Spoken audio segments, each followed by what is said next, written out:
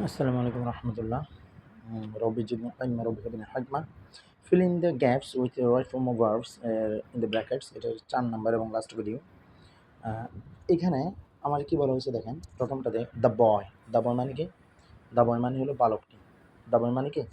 বালকটি। Wait just a second.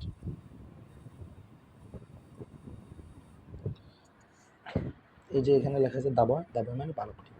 এখন এই যে দ্য বয়টা লেখা আছে, এখানে লেখা আছে ব্ল্যাঙ্কে ওয়ার্ক। এখন দ্য বয় কি? দ্য বয় হলো third person singular number. Third person singular কি? আমি, আমরা, তুমি, তোমরা ছাড়া বাকি সবাই থার্ড পারসন। আর থার্ড পারসনের ভিতরে দা বই মানে বালকটি। বালক একাধিক না, একজনকে বোঝানো হয়েছে, নির্দিষ্ট। এই কারণে এটা সিঙ্গুলার, থার্ড পারসন সিঙ্গুলার। কি লেখা আছে? ইনস্টেড অফ প্লেইং মানে কি? Work instead of playing. Instead of playing মানে কি? মানে খেলার পরিবর্তে। ঠিক আছে? এখন যেহেতু এখানে ওয়ার্ক আছে, এখন ব্যাপারটা এইভাবে চিন্তা করেন যে the boy works instead of playing. ব্যাপারটা কিন্তু খুব বাজে হইতো। প্রথমত বলে যে ওয়ার্কস হইতে হলে প্রেজেন্ট ইনফিনিট হয়। ক্লিয়ার? তো প্রেজেন্ট ইনফিনিটির জন্য নিশ্চয়ই কোনো একটা ব্যাপার লাগে। ব্যাপারটা কিরকম? এখানে লেখা আছে ইনস্টেড অফ প্লেইং মানে খেলার পরিবর্তে। তার মানে ব্যাপারটা এমন যে সে কিন্তু মানে খেলার পরিবর্তে সে যে কাজ করে, ব্যাপারটা সবসময় কিন্তু তা নয়। সেটা সবসময় করে না, মাঝে মাঝে। মানে আজকে খেলি না, কাজ করছি। তো তার মানে এখানে এটা কী হবে? প্রেজেন্ট কন্টিনিউয়াস হবে, মানে রাইট নাও ব্যাপারটা করতেছে, সে খেলার পরিবর্তে কাজ করতেছে। এই কারণে দেখেন কী লেখা আছে? Is working. আর ইজ ওয়ার্কিং কেন হলো? দা বয়ের সাথে ইজ যাবে, কারণ ও থার্ড পারসন সিঙ্গুলার নাম্বার। আর ইজের পরে ভার্বের আইএনজি হবে।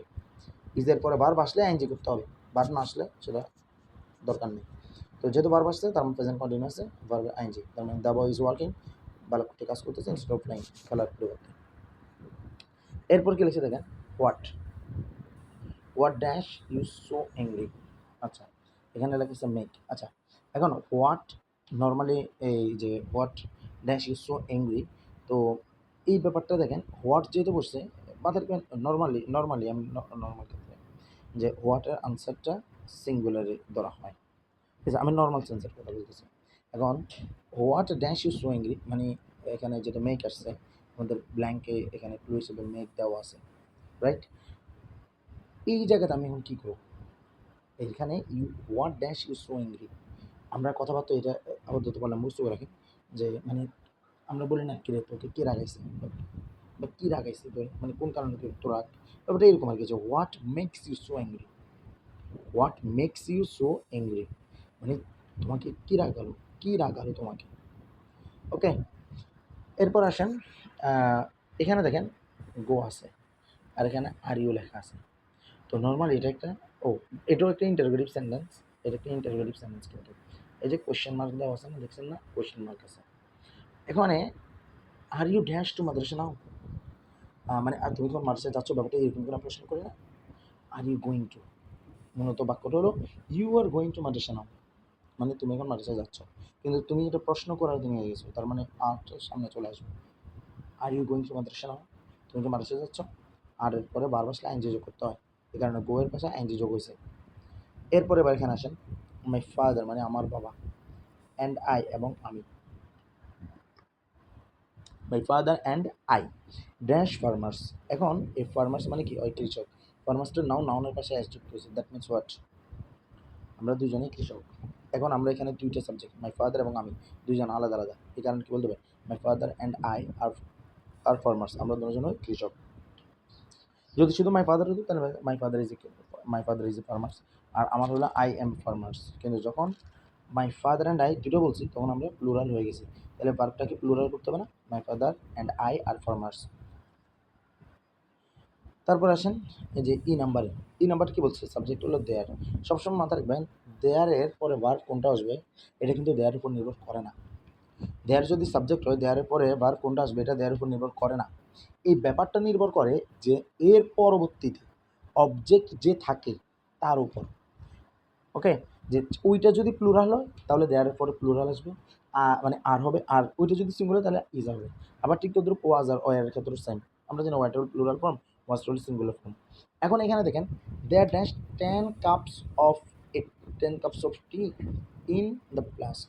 ওকে, there dash 10 cups of tea in the flask, মানে ফ্লাস্কে 10 কাপ চা আছে। এখন এই যে 10 কাপস, আপনি যদি দেখেন 10 কাপস এই জায়গাতে পি এর সাথে এস আছে, তার মানে এটা প্লুরাল হয়ে গেছে না? তাহলে কি করতে হবে? দেয়ার আর, কি লিখতে হবে? There are 10 cups of tea in the flask. ফ্লাস্কে 10 কাপ চা আছে। এরপর আসেন এফ নাম্বারে, I have dash her lately. I have dash her, I have dash her lately. এখানে দেখেন সি লেখা আছে। আই এটা সাবজেক্ট হলো ফার্স্ট পারসন সিঙ্গুলার, আর আই এর সাথে সবসময় হ্যাভ হয়, ডু হয়, এম হয়, ওয়াজ হয়, এই ভার্বগুলো হয়, রাইট? তাহলে আই হ্যাভ তো আছে, তো হ্যাভের পরে যদি ভার্ব আসে নর্মালি কী হয়? ফার্স্ট পার্টিসিপল ফর্ম হয়, প্রেজেন্ট পারফেক্ট টেন্স হয়ে যায়।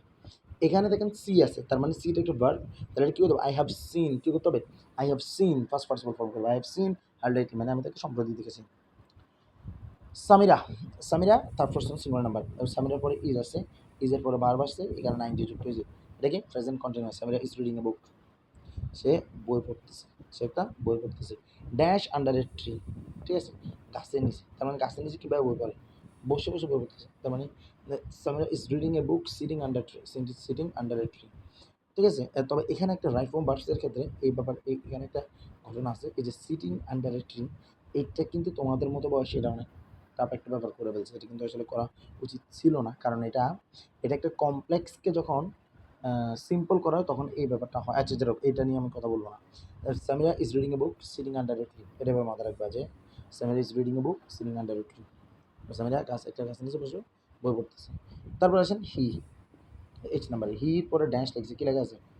যে ড্যাশ টু রাজশাহী টুমরো, আমরা জানি এই যে এটা একটা কি future marker, future independent tomorrow, যে আগামীকালকে রাজশাহী যাবে, তার মানে কী হবে? এই যে গোটা আছে না, গো, এই গো এর সাথে কী যোগ করতে হবে? উইল যোগ করতে হবে, ফিউচার ইন্ডিপেন্ডেন্ট বানাতে হবে। He will go to Rajshahi tomorrow, দেখেন he will go to Rajshahi, he will go to Rajshahi tomorrow, সে আগামীকালকে রাজশাহী যাবে।